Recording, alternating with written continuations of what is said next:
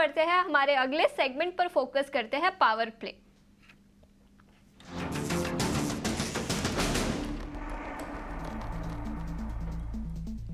रवि जी, सबसे पहले मैं आपके पास आना चाहूंगी, कौन से स्टॉक रिकमेंडेशंस रहेंगे? स्टॉक बाजार में तो अच्छी रिकवरी देखने को मिली है दिल के निचले स्तर से, लेकिन स्टॉक स्पेसिफिक आइडियाज क्या रहेंगे?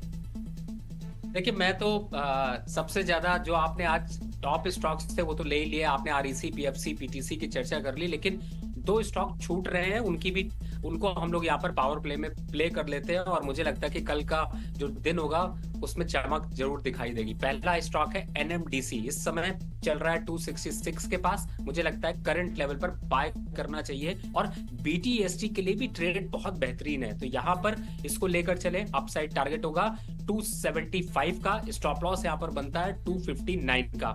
दूसरा स्टॉक पावर प्ले में अगर जा रहे हैं तो मुझे लगता है 3.5 से पहले ही प्रॉफिट दे जाएगा, वो है वीडीएल, वेदांता। करंट लेवल पर बाय करिए, अपसाइड टारगेट 412 रुपए का। स्टॉप लॉस अगर लेके चलना चाहते हैं तो यहाँ पे 2 से 2.5 रुपए का स्टॉप लॉस ले लीजिए, और अगर ट्रेड करना चाहते हैं फ्यूचर में तो दोनों ही स्टॉक फ्यूचर में अवेलेबल है और इंट्राडे के हिसाब से मोमेंटम में फायदा उठाया जा सकता है। ठीक है, तो ये नजरिया पावर प्ले सेगमेंट में दो अहम स्टॉक रवि जी की तरफ से आते हुए फटाफट से नीलेश जी के पास चलते। नीलेश जी, आप बताइए आपके आज बकेट में है क्या? बिल्कुल प्रशांत जी, देखिए दोनों खरीदारी के स्टॉक है। सबसे पहले खरीद के चलने की सलाह होगी एस्ट्रल में। काफी अच्छी रिकवरी हमें आज देखने को मिल रही है एस्ट्रल में, और एक on the verge of breakout है। हालांकि ब्रेकआउट अभी आया नहीं है, 2130 के ऊपर ये ब्रेकआउट कंफर्म होगा, बट फिलहाल हम प्रीमियम करके चल रहे हैं कि इस स्ट्रक्चर के चलते यहाँ पे हमें गोइंग फॉरवर्ड एक अच्छा मूव देखने को मिल सकता है। 2090 के आसपास फिलहाल काउंटर ट्रेड हो रहा है। एक छोटा सा स्टॉप लॉस 2060 का यहाँ पे रखना है। 2150 के तक के लेवल यहाँ पे देखने को मिल सकते हैं, और उसके ऊपर निकलने के बाद 2180 तक की और भी काउंटर जाता हुआ नजर आ सकता है। उसके अलावा दूसरा स्टॉक जो हमारे डार पर आया है वो है डीमार्ट। डीमार्ट में भी काफी अच्छी रिकवरी हमें पिछले कुछ एक दिनों में देखने को मिली है, और आज इसने अपने इमीडिएट हर्डल को पार किया है। तो करंट लेवल पर डीमार्ट को लॉन्ग करके चल सकते हैं 4710 की स्टॉप लॉस से 4850 एंड 4900 तक का मूव हमें यहाँ पे देखने को मिल सकता है। तो ये है नजरिया इन स्टॉक्स पर, और यहां पर आपको नजर रखनी है, अहम लेवल्स भी आपको बता दिए गए। चलिए, समय बचा हुआ है तो कुछ और स्टॉक्स पर भी चर्चा कर लेते हैं। जरा वोडाफोन आइडिया को एक बार रिव्यू कर लेते हैं। रवि, जरा देखिए वोडाफोन आइडिया क्या लग रहा है यहां से, क्योंकि आज जो है वो तेजी का मोमेंटम बना हुआ है, और इसके साथ ही अमरा राजा बैटरीज पर भी एक व्यू दे दीजिए। देखिए प्रशांत जी, आप तो बिल्कुल टाइम वेस्ट नहीं करते और मौका भी नहीं छोड़ते हैं। 2 मिनट बचा है तो कुछ स्टॉक से डिस्कस कर लें, और वोडाफोन जरूरी था डिस्कस करना क्योंकि बहुत से लोगों की एक्सपेक्टेशन यहाँ पर बदली है। 12 रुपए 60 पैसे 65 पैसे चल रहा है, अपसाइड में वापस से 13 रुपए 50 पैसे का लक्ष्य आ सकता है। तो अगर आप बने हुए हैं तो बिल्कुल बने रहिए, कोई बहुत बड़ा रिस्क यहाँ पर नहीं दिखाई देता। 11 रुपए 50 पैसे के नीचे जाने के चांसेस यहाँ पर कम है, तो छोटा छोटा ट्रेड है यहाँ पर। छोटे सेशन के हिसाब से अगर आप देखते हैं तो मुझे लगता है कि बिल्कुल कैरी फॉरवर्ड करिए, पैनिक सिचुएशन नहीं है। 13 रुपए 50 पैसे के आसपास आता है तो एक बार व्यू वापस से रिव्यू करिएगा। दूसरा, आपने अमर राजा बैटरी की बात की। देखिए, एक्साइड ने तो बड़े बड़े जंप लगा दिए, और अब इस समय अमर राजा बैटरी को अगर देखते हैं तो कहीं ना कहीं से अट्रैक्शन वापस से दिखाई दे रहा है, और आप ही अपसाइड के टारगेट देखते हैं तो मुझे 1250 के लक्ष्य यहाँ पर नजर आ रहे हैं क्लियर कट। तो मुझे ऐसा लगता है कि अगर पोजीशन है तो बिल्कुल कैरी रखिए। और अगर अभी हम लोग बात कर रहे थे पावर प्ले के सेगमेंट में, अगर इस स्टॉक को लास्ट में भी कोई बाय करके जाएगा तो कल सुबह तक में भी ये स्टॉक उनको 15 से 20 रुपए देने की क्षमता रखता है। तो मुझे ऐसा लगता है कि फिलहाल अभी 1100 के स्टॉप लॉस से कंटिन्यू रखिए, लॉन्ग टर्म टारगेट 1250 रुपए का। ठीक है, ये राय थी वोडाफोन आइडिया और अमारा राजा पर। कुछ ऑयल एंड गैस स्टॉक्स की बात कर लेते हैं। सबसे पहले गेल स्टॉक में 4% का उछाल आज के ट्रेडिंग सेशन में दिखाई दिया है। यूबीएस की एक रिपोर्ट आई थी, खरीदारी की राय तो बरकरार रखी, लेकिन टारगेट प्राइस जो पहले 190 रुपए प्रति शेयर था वो बढ़ाकर 250 रुपए प्रति शेयर कर दिया, और उन्होंने अपने ईपीएस एस्टिमेट्स भी FY25 और 26 के लिए बढ़ाए हैं, जिसके चलते स्टॉक में आज काफी तेजी दिखाई दे रही है। नीलेश जी, मैं आपके पास आना चाहूंगी, ये ऑयल एंड गैस काउंटर्स पर आपकी क्या राय रहेगी?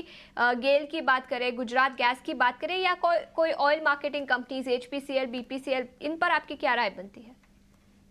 बिल्कुल देखिए, इस पर्टिकुलर खेमे में आज एक काफी अच्छा मूव हम देख रहे हैं। गैस अथॉरिटी ऑफ इंडिया इस पर्टिकुलर काउंटर में पिछले लगभग 5 से 6 कंसेक्यूटिव सेशन का जो फॉल आया था उसको आज निगेट किया है और 200 के ऊपर ही सस्टेन होने की कोशिश कर रहा है।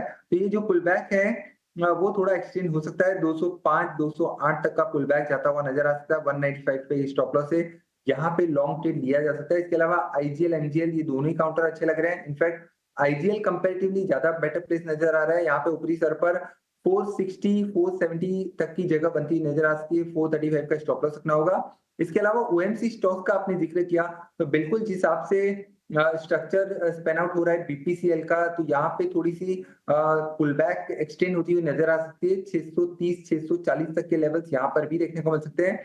काउंटर ने अपने 50 डे मूविंग एवरेज को रिस्पेक्ट दिया है और काफी अच्छी शॉर्ट कवरिंग यहाँ पे बनती नजर आ रही है। तो डेफिनेटली बीपीसीएल, अगर ओएमसी स्टॉक में से कोई एक प्रेफर्ड बेट पिक करनी है तो बीपीसीएल को पिक किया जा सकता है। 605 के स्टॉप लॉस से 630 640 तक का मूव यहाँ पे भी देखने को मिल सकता है। बिल्कुल, तो ये नजरिया ऑयल एंड मार्केटिंग शेयरों पर ये अमाइंस के रिजल्ट आते हुए और एक्शन भी स्टॉक में जबरदस्त नजर आता हुआ आप देख सकते हैं। आपसे थोड़ी देर पहले लगभग 13% से ज्यादा की तेजी नजर आ रही थी। आय 8% बढ़कर 414 crore quarter on quarter basis पर पहुंची है। 11 रुपए प्रति शेयर डिविडेंड का ऐलान भी कंपनी ने किया है और नतीजों का इंपैक्ट साफ तौर पर स्टॉक में नजर आता हुआ। मुनाफा लगभग 37% 37.5% से ज्यादा यहां पर नजर आया है। आय में उछाल है और इसके साथ ही 11 रुपए प्रति शेयर डिविडेंड का ऐलान सामने आता हुआ। और कमाल की बात यह है कि इस पर हम नजरिया भी लेने की कोशिश करें क्योंकि जबरदस्त तेजी यहां पर अभी थोड़ी देर पहले 13% तक की तेजी नजर आ रही थी। रवि, बालाजी अमाइंस अभी कुछ वक्त पहले तक का 13% से ज्यादा की तेजी, फिलहाल नतीजे जो हैं वो बेहतर नजर आ रहे हैं, उसका असर हमें स्टॉक में नजर आ रहा है। बताइए क्या राय बन रही है आपकी? प्रशांत जी, आप मौके पे चौका मारना बिल्कुल नहीं छोड़ते हैं और आपने तुरंत पकड़ लिया कि इन्वेस्टर को यहाँ पर मौका दिला दिया जाए, तो दिलाते हैं। करंट लेवल जो 2310 का देखने को मिल रहा है, इन लेवल्स पर बिल्कुल बाय बनता है। भले 10% की रैली जरूर है, लेकिन जो नंबर्स आए हैं वो काफी बेहतरीन है और उसका इंपैक्ट आने वाले समय में और देखने को मिलेगा। 10 से 11% का डिविडेंड, साथ में स्टॉक में एक तेजी का ट्रेंड, तो मुझे लगता है कि आप थोड़ा सा, हम जब तक बात कर रहे हैं तब तक एक डिप मिलने के चांसेस है 2270 और 2260 और 65 के बीच के। अगर वो लेवल्स मिल जाते हैं तो तुरंत एंट्री करिए, लेकिन लॉन्ग टर्म पे टारगेट इसके अब 2500 के आसपास को आपको देखने को मिलेंगे। तो यहाँ पर नजरिया थोड़ा बड़ा रखिए, डिप पे बाय रखिए। स्टॉप लॉस देखते हैं तो आपको यहाँ पे 2200 का क्लोजिंग स्टॉप लॉस लेकर चलना चाहिए। तो मुझे लगता है कि एक अच्छा मुनाफा बन सकता है। अच्छा ट्रेड आपने लिया है, मुझे लगता है मौके पे चौका यही है। तो ये राय थी बालाजी अमाइंस पर। नतीजे काफ़ी अच्छे रहे और एक्सपर्ट से राय ये मिल रही है कि 2500 तक के टारगेट्स भी इस पर रखने चाहिए। आगे बढ़ते हैं, कुछ बैंकिंग स्टॉक्स की बात करते हैं। पीएसयू बैंक्स में तो काफ़ी अच्छी तेज़ी दिखे है, लेकिन प्राइवेट सेक्टर बैंक्स में थोड़ी सी कमज़ोरी दिखी है। एचडीएफसी बैंक, आईसीआईसीआई बैंक, दोनों ही स्टॉक्स की बात करें तो 1 से 2% की गिरावट दिखी है। नीलेश जी, मैं आपके पास आना चाहूँगी। दोनों ही बैंकिंग स्टॉक्स पर आपकी क्या राय बनती है, एचडीएफसी बैंक और आईसीआईसीआई बैंक? देखिए, दोनों ही स्टॉक में नो डाउट थोड़ा सा करेक्शन हमें आज भी देखने को मिल रहा है। In fact bank Nifty as a whole देखें तो लगातार 5वें 6ठे कंसेक्यूटिव सेशन यहाँ पे वीकनेस देखने को मिल रही है। तो स्ट्रक्चर शॉर्ट टर्म के लिहाज से ओवरऑल बैंक निफ्टी का और ये दिग्गज प्राइवेट सेक्टर बैंकिंग स्पेस का थोड़ा सा नेगेटिव साइड में नजर आ रहा है। बट अगर थोड़ा सा पोजिशनल लिहाज से देखें तो मेरे ख्याल से अगर यहाँ पे और थोड़ी डिक्लाइन मिलती है तो एक अच्छी अपॉर्चुनिटी हो सकती है कि फ्रेश लॉन्ग इनिशिएट करें। नजरिया थोड़ा सा मीडियम टर्म रखना होगा।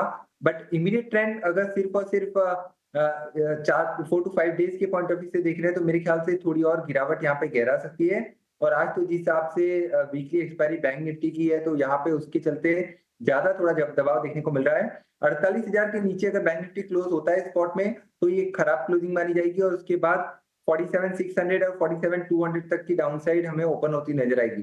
तो ये एक इंपॉर्टेंट लेवल है, वॉच आउट करना चाहिए। और फिलहाल के लिए तो ये दोनों ही बैंक जिनका आपने जिक्र किया इमीडिएट बेसिस पे थोड़े से वीक नजर आते हैं, बट नजरिया थोड़ा सा पोजिशनल है तो डेफिनेटली इसे अपने पोर्टफोलियो में ऐड करके चल सकते हैं।